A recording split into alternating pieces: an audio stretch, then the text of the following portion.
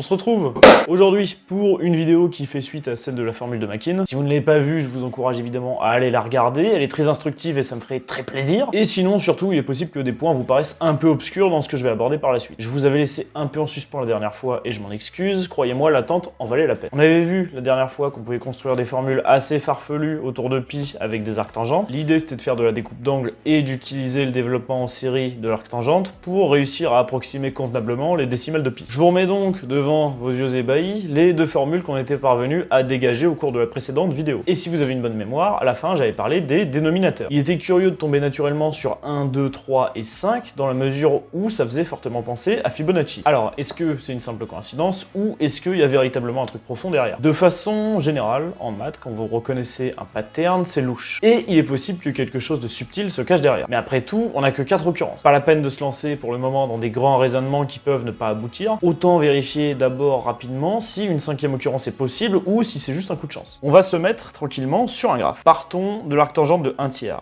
C'est un angle facile à construire, suffit d'avoir une pente de 1 tiers, donc voilà, on construit une droite dont le coefficient directeur vaut 1 tiers. Le but maintenant, c'est de le découper de manière à avoir un angle valant arc-tangente de 1/5, et voir ensuite à quoi correspond l'autre angle. Pour avoir arc-tangente de 1/5, avec une construction pas trop immonde, c'est-à-dire avec des coordonnées entières exclusivement, on va partir de la droite qu'on vient de tracer. On veut arc-tangente de 1/5, ça veut dire que le côté adjacent est 5 fois plus grand que le côté opposé. Donc c'est parti, je monte de 5 crans via des coordonnées entières, puis ensuite je descends perpendiculairement d'un cran. Attention, je parle bien ici de cran et non pas de carreau ou autre, parce que tout ce qui m'intéresse, c'est que le rapport 1/5 soit respecté. Peu importe la longueur que je prends, la seule chose importante, c'est le ratio de proportion. Et je le rappelle, je prends volontairement un cran de façon à me retrouver seulement avec des coordonnées entières, mais n'importe quel cran ferait l'affaire. Tant qu'il y a cette proportionnalité d'1/5, votre arc tangente sera de 1/5, c'est logique. J'insiste, ce choix de cran, il est fait délibérément pour simplifier les choses. Du coup, après ce petit trajet, je me retrouve sur le point de coordonnées 16,2. Je fais passer ma droite de coupure par ce point. Le premier angle, c'est bien l'arc tangente de 1/5 par construction, et le deuxième angle, on fait opposé sur adjacent, on se retrouve avec arc tangente de 2/16, donc arc tangente de 1/8. Tiens, 8 qui est, comme par hasard, le terme suivant de la suite de Fibonacci. C'est quand même une sacrée coïncidence. Et du coup, ce nouveau découpage nous permet d'obtenir une nouvelle égalité intéressante. Si on repart de la première formule que l'on connaît, on sait que pi sur 4 vaut arc tangente de 1, découpable naturellement en arc tangente de 1/2 plus arc tangente de 1 tiers, mais comme arc tangente de 1 tiers c'est arc tangente de 1/5 plus arc tangente de 1/8, on obtient que pi sur 4 vaut arc tangente de 1/2 plus arc tangente de 1/5 plus arc tangente de 1/8. Cette formule elle a été utilisée par Zacharias Das, qui était un calculateur prodige allemand, et elle a permis d'obtenir les 205 premières décimales de pi. Et il faut savoir qu'au début du 19e siècle, c'était vraiment génial. Bon, maintenant qu'on a un peu consolidé notre intuition, je vous suggère de retrousser vos manches et de voir quel lien on peut tisser avec Fibonacci. Pour rappel, la suite de Fibonacci est définie ainsi. On pose f0 égale 0, f1 égale 1, et pour tout n supérieur ou égal à 2, n est égal à fn-1 plus fn-2. Cette suite elle est assez naturelle, pour obtenir un des termes de la suite, il suffit de sommer les deux précédents. Introduite en 1202 par Leonardo Fibonacci, elle permet de représenter assez naïvement l'évolution d'une population de lapins par exemple. On part d'un couple,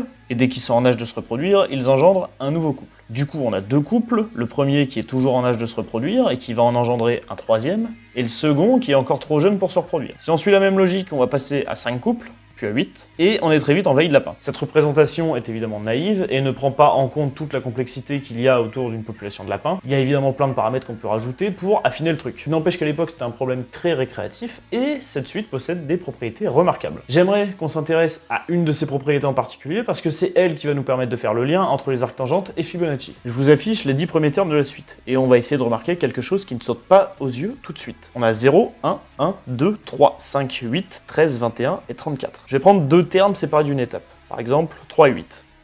Multipliés ensemble, ça fait 24. Si je prends le terme qui les sépare, c'est-à-dire 5, et que je le mets au carré, j'obtiens 25. Presque pareil à un près. On va prendre deux autres termes séparés par une étape, ici 5 et 13. Multipliés ensemble, ça donne 65. Et 8, le terme qui les sépare, si je le mets au carré, ça me donne 64. Encore presque pareil à un près. Serait-ce une coïncidence ou bien y aurait-il encore toute une magouille derrière? On va réitérer pour voir. Je prends encore deux termes séparés par une étape, 8 et 21. Multipliés ensemble, ça donne 168. Et le terme qui les sépare, 13, une fois mis au carré, donne 169. Une fois encore, presque pareil à un près. Ça ressemble de moins en moins à du hasard. Si j'essaye de formaliser ça en posant un prédicat, ça voudrait dire que le produit de deux termes de la suite séparée d'une étape est égal au carré du terme qui les sépare, auquel on ajoute visiblement plus ou moins 1 selon la parité des termes qu'on a multipliés en premier lieu. Cette formule paraît complètement ridicule. On ne saurait même pas à quoi elle pourrait servir dans le cadre des arctangentes, et pourtant je vais vous demander de me faire confiance. Parce que je vous jure que c'est la bonne intuition, on a besoin d'elle. Alors, comment prouver cette formule? Le premier réflexe, ce serait une récurrence. Et je suis persuadé que ça fonctionnerait, mais pour autant, on va faire un raisonnement un peu plus élégant. On va poser un, la suite définie pour tout n, par un égale fn plus 1 au carré, auquel je soustrais fn plus 2 fois fn. Le but, ça va être de montrer que cette suite vaut 1 ou moins 1 selon la parité de n. Si on montre que c'est une suite oscillant entre 1 et moins 1, ben on aura effectivement montré la propriété bizarre. D'abord, on regarde ce que vaut u0. B, ça vaut f1 carré moins le produit f2, f0. Ça fait 1 moins 0, donc 1. Le point de départ est validé. Maintenant, on va regarder comment on passe d'un terme à l'autre en regardant un plus 1. Un plus 1 vaut, par définition, fn plus 2 au carré moins fn plus 3 fois fn plus 1. Je veux tenter d'exprimer le terme précédent, c'est-à-dire un, sauf que fn plus 3 n'apparaît pas dans la construction de un. Donc il faut le virer. On applique la définition de la suite de Fibonacci. Fn plus 3, c'est fn plus 1 plus fn plus 2. Du coup, je remplace fn plus 3. Là, hormis développer, il n'y a rien à faire de transcendant. On développe pour y voir plus clair. Là, en revanche, on peut factoriser par fn plus 2. Et ça va nous donner un truc très intéressant. Je me retrouve avec fn plus 2, facteur de fn plus 2 moins fn plus 1, auquel je soustrais fn plus 1 carré. Sauf que fn plus 2 moins fn plus 1, c'est fn, définition de la suite de Fibonacci. Bon bah je remplace alors. Du coup, j'ai une expression toute simple de un plus 1, et on reconnaît ce que c'est. C'est tout simplement moins un. Et ce que j'ai écrit est évidemment vrai pour tout n. On a une relation de récurrence, et donc on voit que l'hérédité n'aurait pas posé de problème si on avait dû la poser au cours d'un raisonnement par récurrence. Donc si je récapitule, u0 vaut 1, et pour tout n, j'ai un plus 1 qui vaut moins un. Donc j'ai bien une suite qui oscille de 1 à moins 1 continuellement. Ce qui veut dire que un, c'est tout simplement la suite moins 1 puissance n. Ce qui permet de conclure, j'ai moins 1 puissance n qui vaut fn plus 1 carré, auquel je soustrais fn plus 2 fois fn. Je réarrange et j'ai bien fn plus 1 au carré qui vaut fn plus 2 fois fn plus moins 1 puissance n. La propriété est donc vraie. Alors ça me fait une belle jambe, vous allez me dire, maintenant à quoi ça va servir, c'est la question à 1 million d'euros. Là tout de suite on voit pas en quoi on arriverait à faire un lien avec des arctangentes. Vous êtes sûr? Dans la première vidéo, on a vu qu'il existait une formule de découpe d'angle et je vous suggère d'y rejeter un œil. Je vous la réaffiche. Il faut savoir qu'il existe un analogue de cette formule, en remplaçant les plus par des moins et les moins par des plus. Et elle se démontre exactement comme la première. Démonstration qu'on a vue au cours de la première vidéo, c'est juste des changements de signe. Maintenant, observez le dénominateur dans l'arctangente du membre de droite. 1 plus xy. Si on posait x égale fn et y égale fn plus 2, on pourrait se ramener à du fn plus 1 carré avec notre nouvelle formule. Non? Pas exactement, il y a deux problèmes. Parce que déjà, ça oscille entre 1 et moins 1 dans la formule, et ensuite fn et fn plus 2 ne sont généralement pas des x et y respectant la condition pour que la formule de découpe fonctionne. Il ne faut surtout pas oublier qu'il y a une inégalité à respecter, auquel cas la formule ne marche pas. Ces deux problèmes nous empêchent d'avancer, fatalement, il faut les résoudre. L'oscillation entre 1 et moins 1, on peut la fixer en forçant n à être pair. Effectivement, moins 1 puissance 2n vaudra toujours 1. C'est logique. Donc on va plutôt regarder f2n et f2n plus 2. Mais pour ce qui est de l'inégalité à respecter, là c'est plus embêtant. L'idée, ça va être de prendre les inverses. Si on prend 1 sur f2n et 1 sur f2n plus 2, l'inégalité sera toujours respectée. Et 1 plus le produit des deux inverses moches, on va pouvoir s'en débarrasser naturellement. Rappelez-vous, on est dans une fraction, je peux multiplier en haut et en bas par ce que je veux, c'est comme ça qu'on va s'en sortir. Alors on va se lancer à partir de la formule 2. On quitte le brouillon et on pose x égale 1 sur f2n et y égale 1 sur f2n plus 2. On applique brutalement g dans l'arctangente au numérateur 1 sur f2n moins 1 sur f2n plus 2, et au dénominateur, 1 plus 1 sur f2n plus 2. Je multiplie en haut et en bas par f2n plus 2 de manière à virer les inverses moches. J'ai donc arctangente de f2n plus 2 moins f2n sur f2n plus 2 plus 1. Et là, accrochez-vous. Au numérateur, c'est f2n plus 1 par construction de la suite de Fibonacci. Au dénominateur, c'est f2n plus 1 carré par la formule qu'on a dégagée tout à l'heure. On se retrouve miraculeusement avec juste l'arctangente de 1 sur f2n plus 1. Et finalement, après réarrangement, j'obtiens une formule surpuissante. Arctangente de 1 sur f2n, c'est arctangente de 1 sur f2n plus 1, plus arctangente de 1 sur f2n plus 2. Donc là, j'ai une formule incroyable qui me permet de découper avec Fibonacci comme je veux. Si on l'applique pour n égale 1 et n égale 2, on retrouve les égalités de tout à l'heure. Et pour n égale 3, on obtient l'égalité suivante. Arctangente de 1/8, c'est arctangente de 1/13 plus arctangente de 1/21. C'est un truc splendide, mais c'est pas fini. Le plus spectaculaire, arrive. Si je somme n arctangentes comme ça, idée saugrenue, mais qu'est-ce que ça donnerait? Imaginons, je fais la somme pour k allant de 1 à n de l'arctangente de 1 sur f de k plus 1. Je remplace dans la somme avec ma magnifique formule.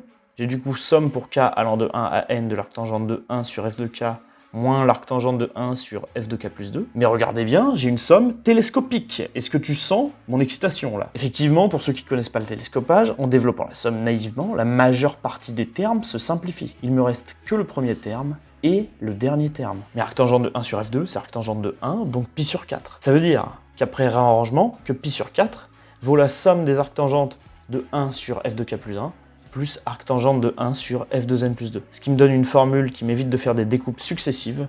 J'ai directement toutes les découpes de fait. Par exemple, pour n égale 4, j'ai pi sur 4 qui vaut arctangente de 1 demi, plus arctangente de 1 cinquième, plus arctangente de 1 treizième, plus arctangente de 1 34e, plus arctangente de 1 55e. Formule splendide qui vous permet déjà de frimer. Alors imaginez si vous l'appliquez à n égale 11. Vous devenez Ramanujan instantanément en fait. Ce n'est toujours pas fini. Si vous faites tendre n vers l'infini, l'arctangente de 1 sur f de n plus 2 tendra vers 0 et vous obtenez que pi sur 4 vaut exactement la série des arctangentes de 1 sur f de k plus 1. Le plus splendide des résultats qu'on a trouvé jusqu'à présent. On vient de faire un lien entre la circonférence d'un cercle et des lapins qui baisent. Je sais pas si vous vous rendez compte d'à quel point l'univers est bien fait. J'aime la vie, j'aime les femmes. La vidéo est-elle terminée? Bien sûr que non. Il y avait 2 promesses, j'en ai tenu une. N'étant pas politicien, je vais tenir l'autre. J'ai dit qu'on allait construire votre propre formule de Makin. Avec Fibonacci, on a déjà un truc hyper puissant, mais on est bridé un peu. On s'impose d'utiliser des termes de la suite de Fibonacci. Si je veux par exemple une formule avec du arctangente de 1/17e, bah c'est impossible pour moi étant donné que 17 n'est pas un terme de la suite de Fibonacci. Sauf que vous connaissez le dicton, impossible n'est pas Euler. Évidemment personne dit ça, c'est même pas un vrai dicton, je raconte que de la... En postérité de John Makin, plein de formules un peu farfelues avec des arctangentes ont commencé à fleurir un peu partout. Et parmi toutes celles qui ont suivi, il y en a une qui paraissait complètement improbable. Et la démarche m'a complètement échappé pendant pas mal de temps. Et ensuite, j'ai compris pourquoi Leonhard Euler était un visionnaire. Je m'explique. Reprenons la formule de découpe d'angle d'un point de vue différent. Le but initial, c'était de découper un angle de 45 degrés, la fameuse arctangente de 1. Donc la clé dans la formule, c'était de trouver x et y, tel que x plus y sur 1 moins xy valent 1. Comme ça, d'un côté, j'avais arctangente de 1, ça vaut bien pi sur 4, et de l'autre côté, j'avais directement la découpe. Résoudre x plus y sur 1 moins xy égale 1, c'est résoudre une équation diophantienne pas si complexe que ça. Ici, il y a une infinité de solutions, et la clé, c'est d'exprimer y en fonction de x pour avoir l'infinité de coupes de solutions. Je passe du coup 1 moins xy de l'autre côté, je mets ensuite xy à gauche, et le x tout seul à droite. J'isole de cette façon les y. Ensuite, la technique classique, c'est de factoriser par y. Factoriser dans les équations diophantiennes, ça fait souvent le taf. Du coup, j'ai y fois x plus 1, qui vaut 1 moins x, je dégage le x plus 1 de l'autre côté, et j'ai finalement une expression de y. Du coup, les couples x, 1 moins x sur x plus 1, sont des couples de solutions pour tout x réel différent de moins 1. Évidemment, on ne divise pas par 0. Faut vraiment comprendre que si je prends n'importe quel x différent de moins 1, le couple que je viens d'écrire fonctionne. En particulier, si je pose x égale 1 demi, je me retrouve avec y égale 1 tiers. Mais si par exemple je prends x égale 1 quart, j'obtiens y égale 3 cinquièmes. Et du coup, nouvelle formule de trouver. Et finalement, vous pouvez prendre x égale à votre nombre préféré. Avec cette méthode, vous allez trouver le y qui va bien et construire votre propre formule. Vous êtes libre de faire un choix de x comme vous voulez et du coup, laissez libre cours à votre créativité. Euler a mis la barre plus haut que ça. Il était conscient qu'il fallait avoir des angles petits pour avoir des formules efficaces. Du coup, il a été méthodique et il a construit un algorithme itératif surpuissant qui permet de se retrouver avec des formules non pas à 10 arctangentes et qui permettent d'avoir des angles de plus en plus petits quand même. Parce qu'aujourd'hui, les approximations d'arctangentes par des séries, on les fait par ordinateur,